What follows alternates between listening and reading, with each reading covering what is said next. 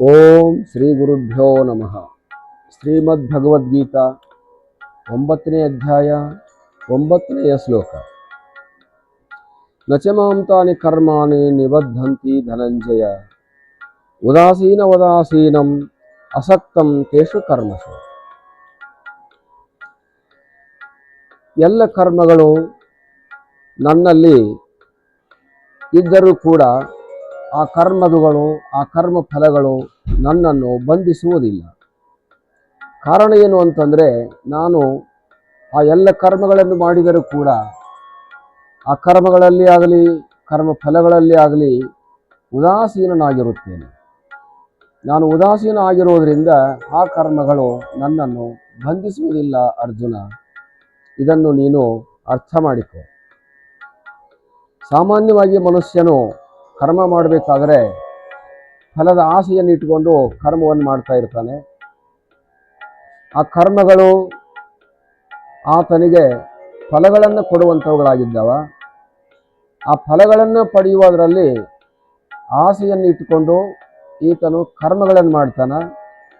ಆ ಫಲಗಳು ಬಂದಾದ ಮೇಲೆ ಈತನು ಮೋಹ ಮಮಕಾರಕ್ಕೆ ಒಳಗಾಗಿ ಅವುಗಳನ್ನು ಬಳಸಿಕೊಳ್ಳುವುದರಲ್ಲಿ ನಿರತನಾಗ್ತಾನೆ. ಆದ್ದರಿಂದ ಅವು ಬಂಧನವನ್ನು ಉಂಟು ಮಾಡ್ತಾವ. ಹಾಗಾಗಿ ಮನುಷ್ಯನು ಕರ್ಮವನ್ನು ಮಾಡೋದಾಯಿತು, ಭಕ್ತಿಯನ್ನು ಮಾಡೋದಾಯಿತು, ಶ್ರದ್ಧೆಯನ್ನು ಇಟ್ಟುಕೊಳ್ಳೋದಾಯಿತು, ಸತ್ಕ್ರಿಯೆಗಳನ್ನು ಮಾಡೋದಾಯಿತು, ಸತ್ಕರ್ಮಗಳನ್ನು ಮಾಡೋದಾಯಿತು, ಪರೋಪಕಾರಗಳನ್ನು ಮಾಡೋದಾಯಿತು, ಪುಣ್ಯಗಳನ್ನು ಮಾಡೋದಾಯಿತು, ಪೂಜೆ, ಧ್ಯಾನ, ಜಪ, ತಪ ಏನೇನು ನಾವು ಮಾಡ್ತಾ ಇದ್ದೇವೋ ಆ ಮಾಡ್ತಕ್ಕಂಥ ಎಲ್ಲ ಸತ್ಕರ್ಮಗಳು ಕೂಡ ಫಲವನ್ನು ಕೊಡುವುದರಲ್ಲಿ ಸಿದ್ಧಹಸ್ತವಾಗಿದ್ದಾವೆ. ಆದರೂ ಕೂಡ ಆ ಫಲಗಳನ್ನು ನಾವು ಅನುಭವಿಸುವಂಥ ಆಸೆ ಇಟ್ಟುಕೊಂಡಿದ್ದರೆ ಆ ಫಲಗಳು ನಮಗೆ ಬಂದರೂ ಕೂಡ ಬಂಧನವನ್ನು ಉಂಟು ಮಾಡ್ತಾವ. ಆ ಫಲಗಳು ಸುಖವನ್ನು ಕೊಡ್ತಾವ, ದುಃಖಗಳನ್ನು ಕೊಡ್ತಾವ. ಹೀಗಾಗಿ ಸುಖ ದುಃಖಗಳನ್ನು ಕೊಡತಕ್ಕಂಥ ಫಲಗಳಲ್ಲಿ ಆಸೆಯನ್ನು ಇಟ್ಟುಕೊಳ್ಳಬಾರದು. ಆ ಎಲ್ಲ ಫಲಗಳನ್ನು ಅನುಭವಿಸುವುದಾಗಿದ್ದರೂ ಕೂಡ ಉದಾಸೀನತೆಯಿಂದ ಅನುಭವಿಸಬೇಕು ಅಂತ. ಉದಾಸೀನ ಮಾಡ್ತಾ ಇರೋದ್ರಿಂದ ಆ ಫಲಗಳು ಈತನಿಗೆ ಯಾವ ಸುಖವನ್ನಾಗಲಿ ಅದರಿಂದ ಬರ್ತಕ್ಕಂಥ ದುಃಖವನ್ನಾಗಲಿ ಉಂಟು ಮಾಡೋದಿಲ್ಲ. ಈತನು ಎಲ್ಲ ಸುಖ ದುಃಖಗಳಿಂದ ಬಿಡುಗಡೆಯನ್ನು ಹೊಂದುತ್ತಾನೆ. ಆ ಫಲ ಬಂದರೂ ಕೂಡ ಈತನಿಗೆ ಅದರ ಯಾವ ಅನುಭವವೂ ಆಗೋದಿಲ್ಲ. ಆದ್ದರಿಂದ ಈತನು ಉದಾಸೀನತೆಯಿಂದ ಕರ್ಮವನ್ನು ಮಾಡಬೇಕು ಅಂತ.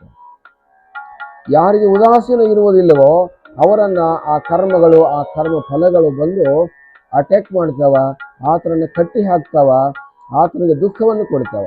ಯಾರಿಗೆ ಆ ಕರ್ಮದ ಬಂಧನ ಬರಬಾರದು ಅಂತಂದರೆ ಆ ಕರ್ಮ ಮಾಡಿದರೂ ಕೂಡ ನಾನು ಮಾಡಿಲ್ಲ ಅನ್ನುವ ರೀತಿಯಲ್ಲಿ ಇರಬೇಕು.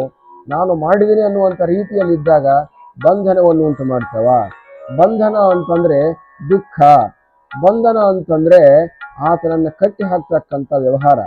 ಆತನನ್ನು ಮಾತನಾಡೋದಕ್ಕಾಗಿ ಆಗಲಿ, ಊಟ ಮಾಡೋದಕ್ಕಾಗಿ ಆಗಲಿ, ಓಡಾಡೋದಕ್ಕಾಗಿ ಆಗಲಿ, ಇನ್ನೆಲ್ಲಿ ಹೋಗುವುದಕ್ಕಾಗಲಿ ಬರುವುದಕ್ಕಾಗಲಿ ಯಾವ ಕೆಲಸವನ್ನು ಮಾಡೋದಕ್ಕೆ ಸ್ವಾತಂತ್ರ್ಯವನ್ನು ಬಿಡೋದಿಲ್ಲ.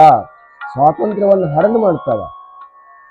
ಸ್ವಾತಂತ್ರ್ಯವನ್ನು ಕಳೆದುಕೊಂಡು ಸುಖವನ್ನು ಅನುಭವಿಸುವಂಥದ್ದು ಏನಿದೆ ಅರ್ಜುನ ಇಲ್ಲಿ. ಹಾಗಾಗಿ ನೀನು ಸ್ವತಂತ್ರನಾಗಿರಬೇಕು, ಸುಖವಾಗಿರಬೇಕು ಅಂತಾದರೆ ನೀನು ಉದಾಸೀನತೆಯಿಂದ ಕರ್ಮವನ್ನು ಮಾಡುವವನಾಗು. ಕರ್ಮ ಫಲಗಳ ಆಸೆಯನ್ನು ಬಿಟ್ಟು ಕರ್ಮಗಳನ್ನು ಮಾಡುವವನಾಗು. ಯಾವಾಗ ಈ ರೀತಿಯಾಗಿರ್ತಕ್ಕಂಥ ಕರ್ತವ್ಯ ಕರ್ಮಗಳನ್ನು ಮಾಡ್ತಾ ಇರ್ತೀಯೋ ಅವಾಗ ನಿನಗೆ ಅವು ಸುಖವನ್ನು ಕೊಡ್ತಾವ. ಕಾರಣ ಏನಂತಂದರೆ, ಯಾವ ಬಂಧನವು ಇರಬಾರದು ನಮಗೆ ಅನ್ನುವಂಥ ಆಸೆ ನಿನಗಿದ್ದರೆ ಯಾವ ಕರ್ಮದ ಫಲವನ್ನು ಕೂಡ ನೀನು ಪಡೆಯದೆ ಹೋದರೆ ನೀನು ಸುಖವಾಗಿರ್ತೀಯ. ಈಗ ನೋಡಿ, ಸಾಮಾನ್ಯವಾಗಿರ್ತಕ್ಕಂಥ ನದಿಗಳಾಯಿತು, ಹಳ್ಳಗಳಾಯಿತು, ಇನ್ನೂ ಹಸುಗಳಾಯಿತು, ಅವು ಯಾವೂ ಕೂಡ ಫಲವನ್ನು ಪಡೆಯಬೇಕು ಅನ್ನುವಂಥ ಆಸೆಯನ್ನು ಇಟ್ಟುಕೊಂಡು ಕೆಲಸವನ್ನು ಮಾಡೋದಿಲ್ಲ, ಕರ್ಮವನ್ನು ಮಾಡೋದಿಲ್ಲ. ನದಿಗಳು ನಿರಂತರವಾಗಿ ಹರಿತಾ ಇರ್ತಾವ, ಅವು ಯಾವ ಫಲಗಳನ್ನು ಬಯಸಲಿಲ್ಲ. ಮರಗಳು ನಿರಂತರವಾಗಿ ಹಣ್ಣುಗಳನ್ನು ಬಿಡ್ತಾವ, ಮತ್ತೆ ಅವು ಯಾವ ಫಲಗಳನ್ನು ಬಯಸೋದಿಲ್ಲ.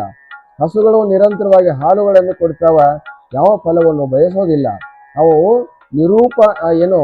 ಪ್ರತ್ಯುಪಕಾರ ರಹಿತವಾಗಿರ್ತಕ್ಕಂಥ ಸ್ಥಿತಿಯಲ್ಲಿ ಕರ್ಮಗಳನ್ನು ಮಾಡ್ತಾವ, ಕೆಲಸಗಳನ್ನು ಮಾಡ್ತಾವ.